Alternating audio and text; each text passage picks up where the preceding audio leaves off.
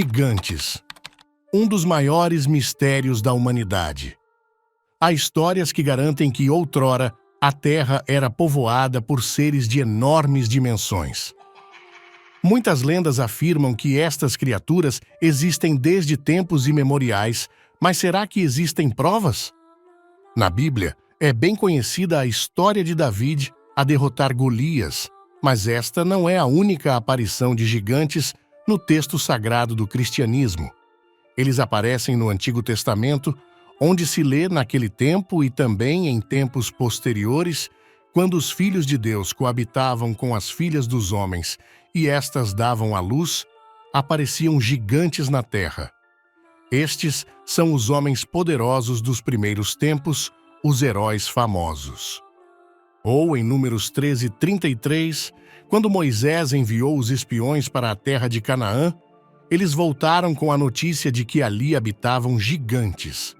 Ali nasceram os famosos gigantes dos primeiros tempos, de grande estatura e hábeis na guerra. Mas não foi a eles que Deus escolheu e deu o caminho do conhecimento. Pereceram pela sua falta de discernimento, pereceram pela sua loucura. Ou, assim também no princípio, quando os gigantes orgulhosos morreram, a esperança do mundo refugiou-se numa jangada que, conduzida pela tua mão, deixou ao mundo a semente de uma nova humanidade.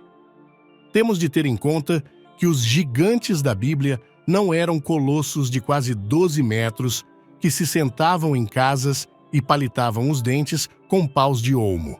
Os gigantes da Bíblia eram altos. Golias tinha talvez 3 ou 4 metros de altura, e poderosos, mas humanos. Para além dos relatos bíblicos de gigantes, existem outras provas da existência de gigantes.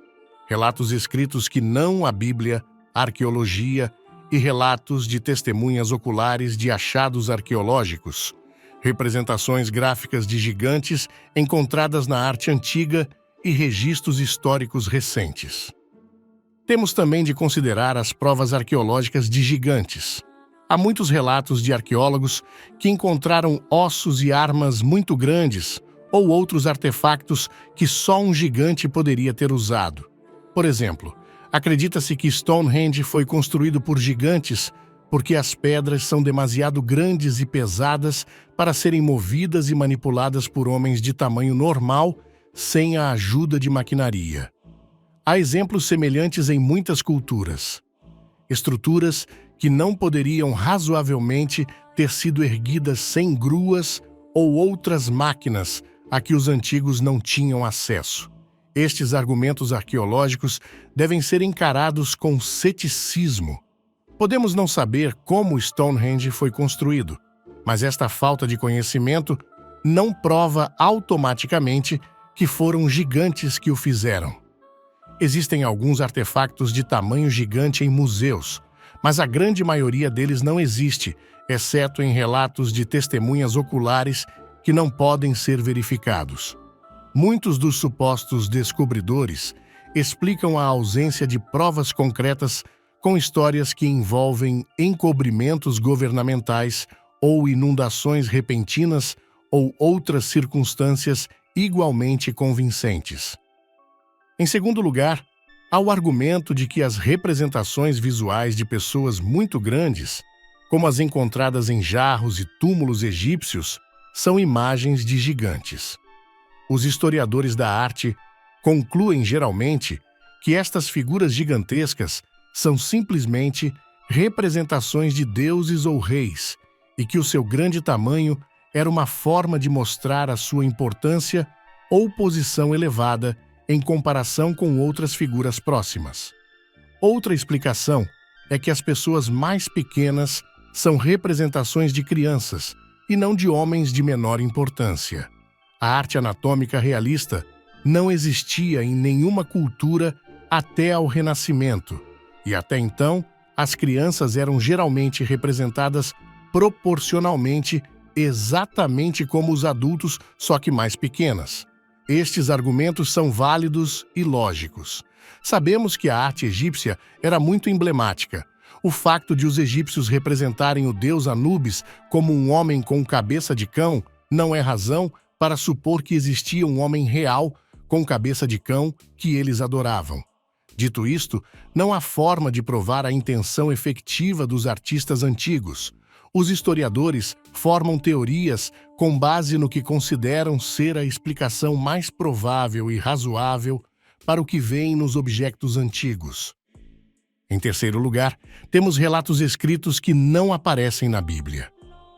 3 livros que são especialmente importantes são o livro de Enoque, o livro de Jasher e os escritos do historiador judeu Joséfo. Todos os 3 livros mencionam a existência de gigantes. Para além da Bíblia, este é o argumento mais convincente para a existência de gigantes.